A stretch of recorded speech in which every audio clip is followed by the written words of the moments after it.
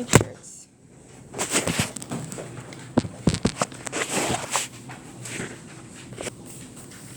Okay, so this is page 29 if you aren't there yet.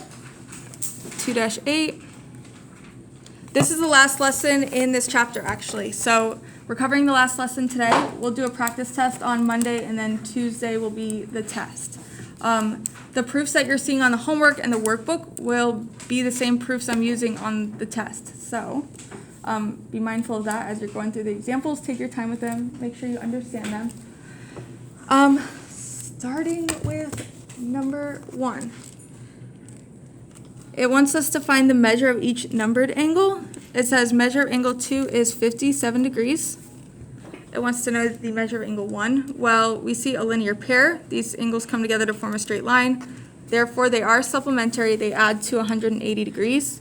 So we can do 180 degrees minus 57 to get 123 degrees for angle 1.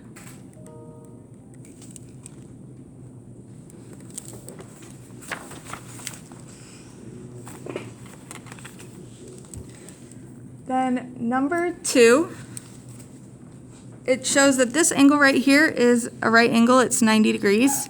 All 3 of these come together to form a straight line, so they all add to 180.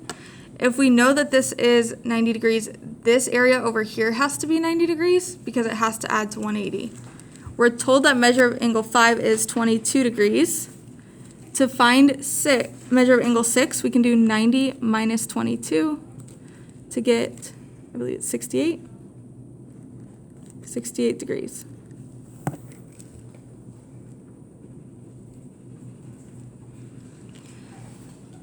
Number 3 shows vertical angles, 1 and 2. It says measure of angle 1 is 38 degrees. Since they are vertical angles, that means measure of angle 2 must also be 38 degrees. So that should be more of review. As we get into the equations, this is more branching into like high school level problems, which you've seen in 8th grade as well. But here it's saying measure of angle 13 is 4x plus 11. And then measure of angle 14 is 3x plus 1. We need to find the measure of each of those angles. Well, in order to do that, we need to know what x is.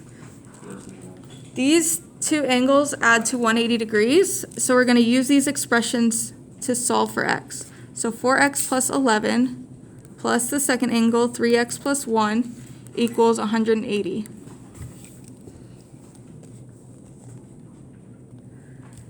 So now we're going to simplify and solve for x.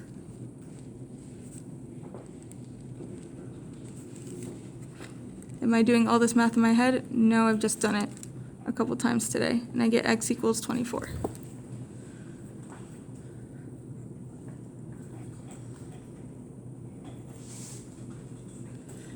Okay, x equals 24 isn't the final answer. What we have to do with that is plug it in for x in the expressions here. So taking this 24, plugging it in here, 4 times 24 plus 11 comes out to 107 degrees. Again, no, I didn't do that in my head. I just remember it. And then plugging it into, did you have a question? No. Okay. Plugging it into this expression, 3 times 24 plus 1, we get 73. So this one is 73 degrees. What you could have done as well is once you got the 170 degrees, you could do 180 minus 107 to get the 73 degrees. That would work as well.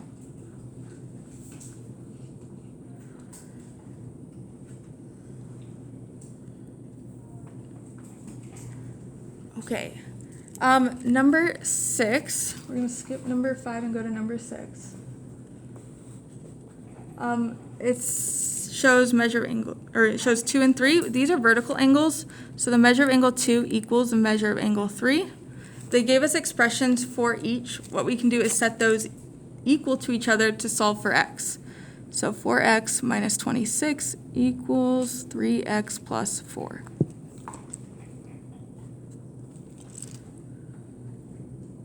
And now I'm just solving it.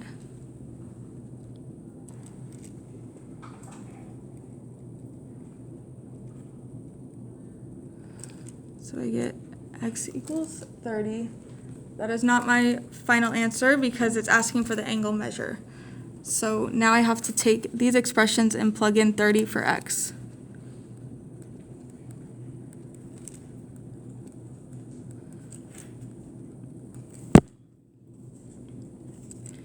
So measure of angle 2 is 94 degrees.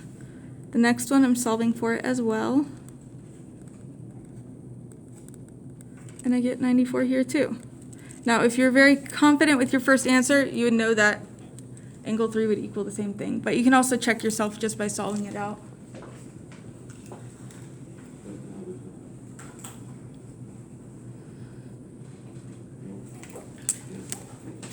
Okay, now it has a proof here that we're going to practice together. Just like yesterday, or forever in that matter, the given is what you plug in first. So it tells us the given right here. So I'm just going to copy that down right here.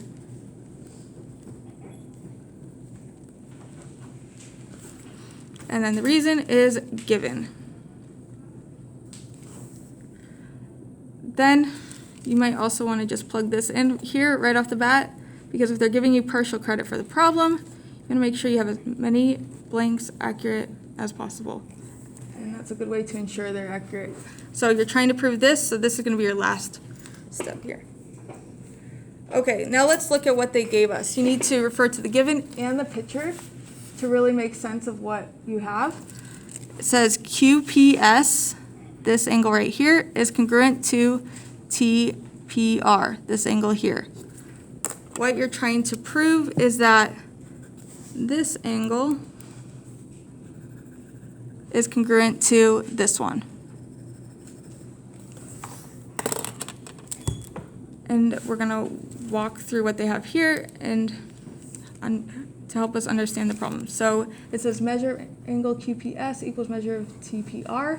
Well, they're just going from a congruent statement to saying the measures are equal. That's definition of congruent angles.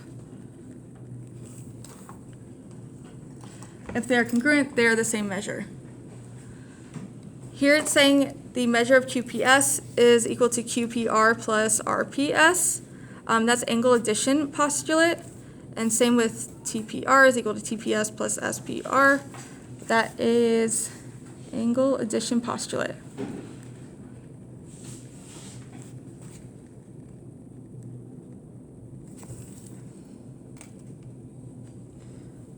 Okay, now they left us with a blank here and they said substitution.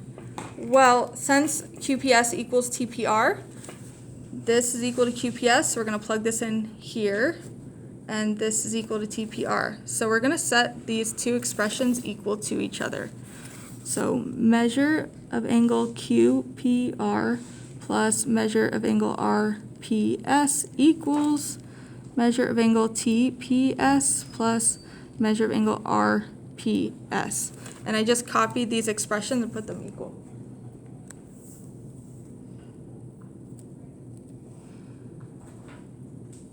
And used substitution. Next, there is measure of RPS is on both sides of the equation, so we can subtract RPS from both sides to simplify this thing. And then you're left with measure of angle QPR is equal to measure of angle TPS, and you got that from the subtraction property.